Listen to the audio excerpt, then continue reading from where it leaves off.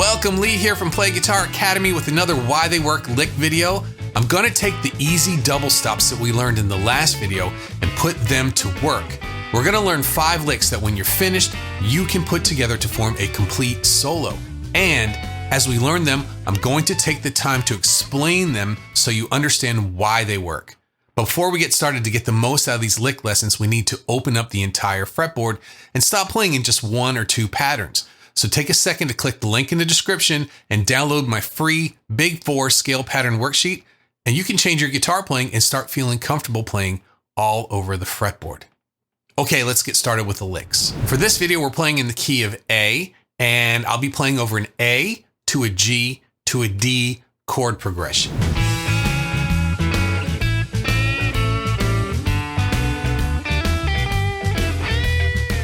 Okay, let's take a look at lick number 1. Lick number 1, we're starting here in this A shape. You see we're using the E note. This is the 2nd fret of the D string. And then we're using the C sharp note. That's the 2nd fret of the B string. And those 2 notes are in the chord. The E is the 5th and the C sharp up here is the major 3rd. And we're just bouncing back and forth between them.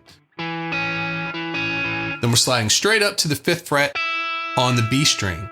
That is an E note. And this is the 5th. We are in the minor pentatonic scale now. You'll see this out as we go. So we're here at the 5th fret here. In the key of A, that's in pattern 5. But we're going to jump back into the 1st position again here. So this E goes back to a C note that's bent a half step up. So if we were to play a truly minor pentatonic, you could just play this C note. But I'm trying to bend it a little bit, and it's very difficult to bend up at the 1st fret here. You can really feel that. And that goes to the root. And then the open string, the open G string. Now we're switching to a G chord, so that open G string takes us right over there. And our 2 notes that we're playing for the double stop are the open D and the open B string. That's the 5th and the 3rd in the G chord.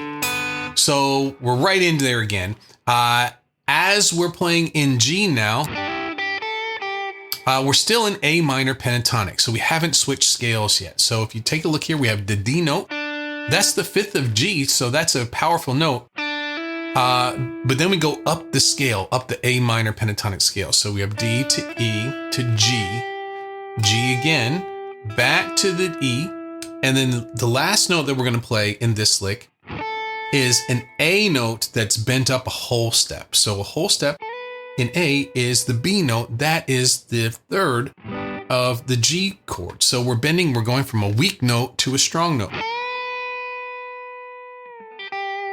So that whole little part there outlines the 2nd chord, the G chord, perfectly.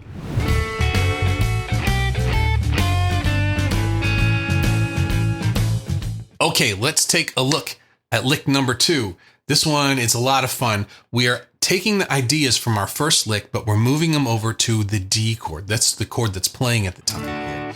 So if you look, we're going to play a double stop with the 5th on the bottom and the major 3rd on the top.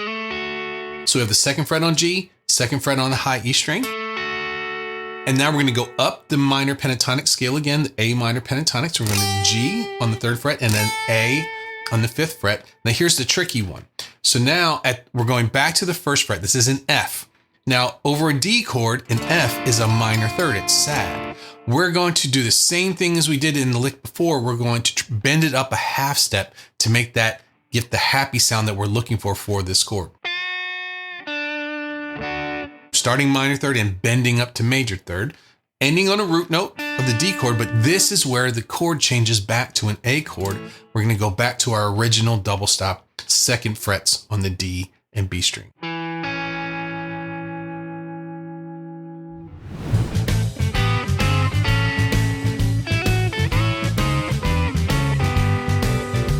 Let's take a look at lick number 3. This one's going to be a lot of fun. We're going to add a little tension and release. The double stop we're trying to get to is at the 5th fret with your 1st finger on the high E string. That's our A. And then the 6th fret on the G string with your 2nd finger. That's our C sharp. That's our 3rd. So we're trying to get to this. This is our release, but we want to add a little tension. So what I'm going to do is I'm going to slide it back 2 frets. This would make it a G double stop. And then we'll slide it up a fret. There's our G sharp, and then up 1 more fret to go back to our A note. So sets up that A double stop really nicely. At this point, we're going to change our scale. We were in A minor pentatonic. Now we're going to play a little major pentatonic. We're going to start with fifth. This is the 5th fret on the B string. That's an E. And then go to an F sharp on the same string. That's at the 7th fret. And then to the root note all the way up on the high E string, 5th fret. That's just right up the A major pentatonic scale. And here's the lick I really want you to pay attention to. We're going to take our A double stop and play a different inversion of it. Now we're going to go up to the 9th fret. If you see here, we have our 2nd finger on the 9th fret of the G and our 3rd finger on the 9th fret of high E. That's the 5th and the major 3rd in the key of A. So before we had the root in major 3rd, now we have the major 3rd and the 5th. It fits over the chord, it sounds great, and it's a whole different sound. And it's easy, it's straight across. And what we're going to do is work our way back to the original double stop. So we're going to take this A major double stop, we're going to go back a fret, back another fret, and then back to the original double stop. And then at the end, I do want to set up the new chord that's coming in. So what we had? We had A, and our next chord is G. So we end on this A, but I'm going to slide it back to like we did with the tension before, but this time it won't be tension. This time it matches the chord perfectly.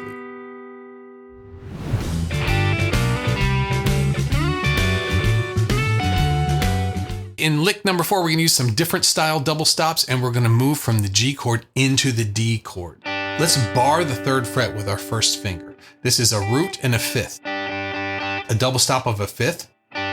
Now what we're going to do is we're going to add our 3rd finger to the B string at the 5th fret. So it's 3 and 3 first, and then it's 5 and 3 next. It's very similar to the blues boogie patterns where you go from the 5th to the major 6th. We're just doing it on the string below on this octave. After we do that, we're going to do another double stop of a minor 3rd to a major 3rd. So we're going to bar again, but this time it's going to be at the 3rd fret on the G and B strings. And we're going to hammer on the G string from the 3rd fret, which is a B flat, minor 3rd, to a B, which is the major 3rd, while that 3rd fret on the B string is still ringing. So put them together, and we'll end that with a G note to match the chord. So it's 5th to major 6th, minor 3rd to major 3rd, and root note. Now our D chord is coming in. So we're going to go up high and grab a D double stop. This is the root note up at the 10th fret on the high E string and the major 3rd on the 11th fret of the G string. And we're going to take that same idea of going to a different inversion.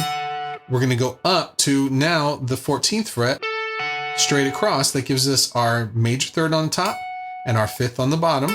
That's the A and F sharp.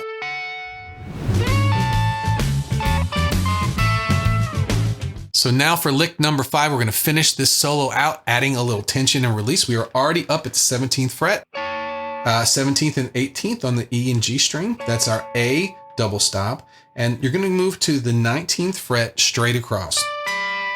And this is going to be a D note and a B note, kind of like a B minor chord. Now we're going to go up a fret to the 20th fret, like a C minor chord, and then one more to the 21st fret. And that is going to be the inversion of our A double stop.